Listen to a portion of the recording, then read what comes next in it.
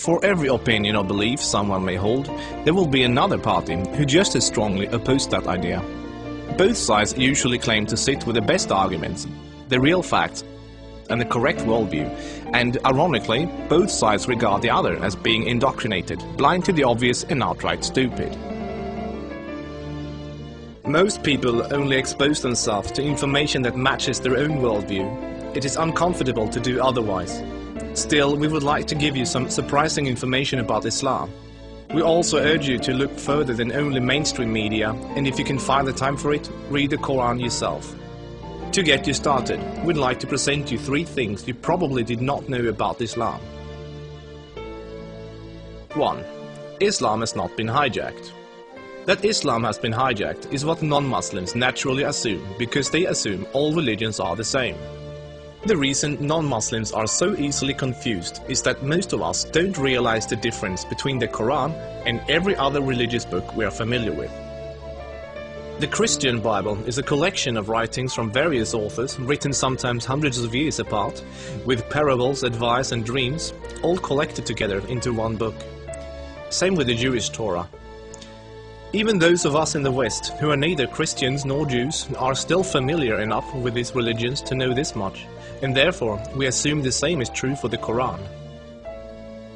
But the Quran is only one book written by one man in his own lifetime.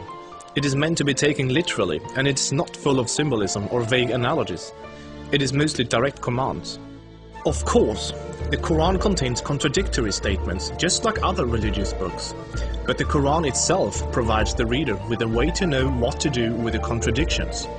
It's explained in the Quran that if you have 2 passages that contradict each other, the one written later supersedes the one written earlier.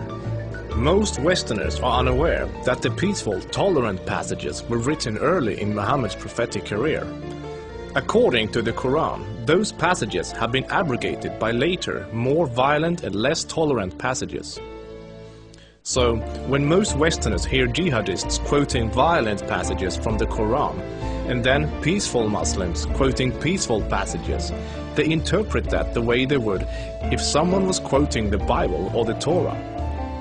They think to themselves, oh, there must be many different and contradictory passages, like there are in other religious books, so Muslims can pick and choose what they like and justify whatever actions they want to take. But the Quran is nothing like that. There is no picking and choosing. It says very explicitly and in no uncertain terms that a Muslim must not alter or ignore any part of its very clear and direct message, or they will burn in a fiery torment forever.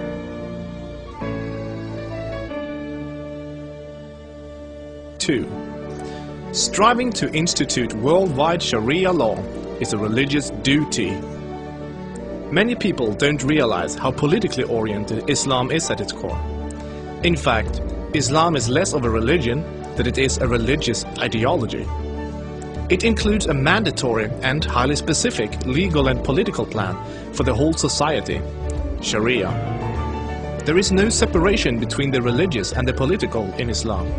Rather, Islam and Sharia constitute a totalitarian means of ordering society at every level, including ritual worship, transactions and contracts, morals and manners, beliefs and punishments. In the Quran, Allah makes it clear that man-made governments, such as a democracy, and free speech, such as criticizing the Quran, are abominations and must be eliminated. The modern expression creeping Sharia is used to describe the slow, deliberate and methodical advance of Islamic law in non-Muslim countries. Official Sharia courts already operate in the UK, handling cases ranging from divorce and financial disputes to domestic violence. Attempts to introduce Sharia in the legal system in Germany, Sweden and other European countries are ongoing. While Sharia already has a foot in our door in the matter of minor disputes like inheritance and domestic violence, it should concern you that Sharia commands that drinkers and gamblers should be whipped, allows husbands to hit their wives, allows an injured plaintiff to exact legal revenge, literally an eye for an eye, commands that a thief must have a hand cut off, commands that homosexuals must be executed, orders unmarried fornicators to be whipped and adulterers to be stoned to death, orders death for both Muslim and non-Muslim critics of Muhammad, the Qur'an and even Sharia itself, orders apostates to be killed, commands offensive, aggressive and unjust jihad. As written in the Qur'an, Sharia is the law of Allah. Any other form of government is a sin. It is the duty of every Muslim to keep striving until all governments have been converted to Sharia law.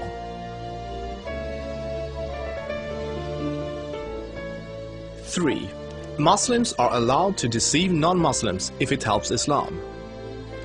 For non-Muslims, this principle, called taqiyya, is another surprising concept of Islam.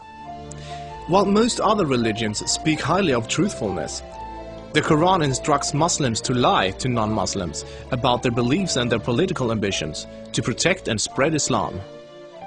There are many examples of today's Islamic leaders saying one thing in English for the Western press and then saying something entirely different to their own followers in Arabic a few days later. Deceiving the enemy is always useful in war, and Islam is at war with the non-Islamic world until the whole world follows Sharia law. All non-Muslims living in non-Islamic states are therefore enemies. So deceiving Westerners is totally acceptable, even encouraged, if it can forward the goals of the spread of Islam.